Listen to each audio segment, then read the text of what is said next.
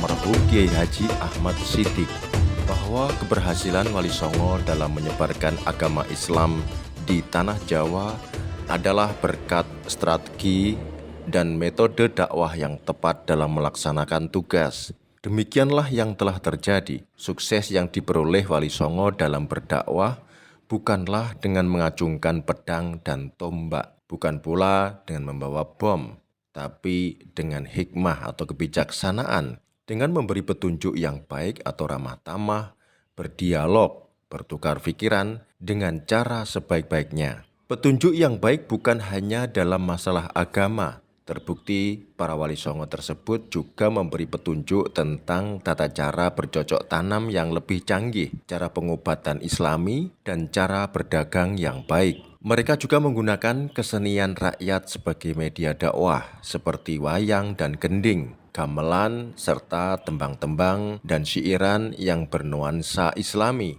Umumnya kita mengenal Wali Songo hanyalah 9 orang, yaitu Syekh Maulana Malik Ibrahim, Sunan Ampel, Sunan Bonang, Sunan Giri, Sunan Derajat, Sunan Kalijogo, Sunan Kudus, Sunan Muria, dan Sunan Gunung Jati.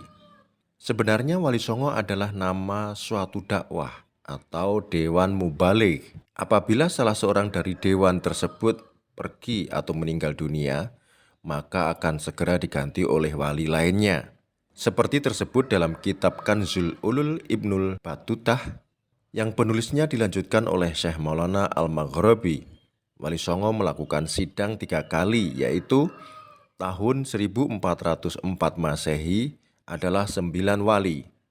Tahun 1436 Masehi masuk 3 wali menggantikan yang wafat.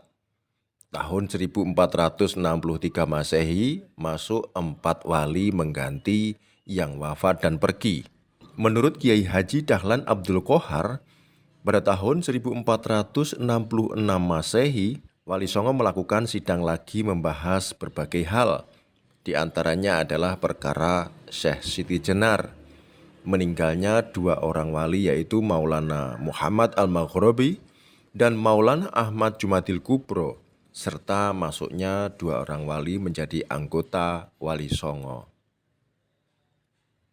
Wali Songo periode pertama, pada waktu Sultan Muhammad I memerintah kerajaan Turki, beliau menanyakan perkembangan agama Islam kepada para pedagang dari Gujarat atau India. Dari mereka, Sultan mendapat kabar bahwa di Pulau Jawa ada 2 kerajaan Hindu, yaitu Majapahit dan Pajajaran. Di antara rakyatnya ada yang beragama Islam, tapi hanya terbatas pada keluarga pedagang Gujarat yang nikah dengan para penduduk pribumi, yaitu di kota-kota pelabuhan. Sang Sultan kemudian mengirim surat kepada para pembesar Islam di Afrika Utara dan Timur Tengah. Isinya meminta para ulama yang mempunyai karomah untuk dikirim ke Pulau Jawa. Maka terkumpullah 9 ulama berilmu tinggi serta mempunyai karomah. Pada tahun 808 Hijriah atau 1404 Masehi, para ulama itu berangkat ke Pulau Jawa. Mereka adalah 1. Maulana Malik Ibrahim, berasal dari Turki, ahli mengatur negara, berdakwah di Jawa bagian timur, wafat di Gresik pada tahun 1419 Masehi. Makamnya terletak 1 kilometer dari sebelah utara pabrik semen Gresik. Kedua, Maulana Ishaq, berasal dari Samarkand, dekat Bukhara, Rusia Selatan. Beliau ahli pengobatan. Setelah tugasnya di Jawa selesai, Maulana Ishaq pindah ke Pasai dan wafat di sana. Ketiga, Maulana Ahmad Jumadil Kubro, berasal dari Mesir. Beliau berdakwah keliling. Makamnya di Troloyo, Trowulan, Mojokerto, Jawa Timur. Keempat, Maulana Muhammad Al-Maghribi, berasal dari Maghrib atau Maroko. Beliau berdakwah keliling, wafat tahun 1465 Masehi. Makamnya di Jatinom, Klaten, Jawa Tengah. Kelima, Maulana Malik Israil, berasal dari Turki, ahli mengatur negara.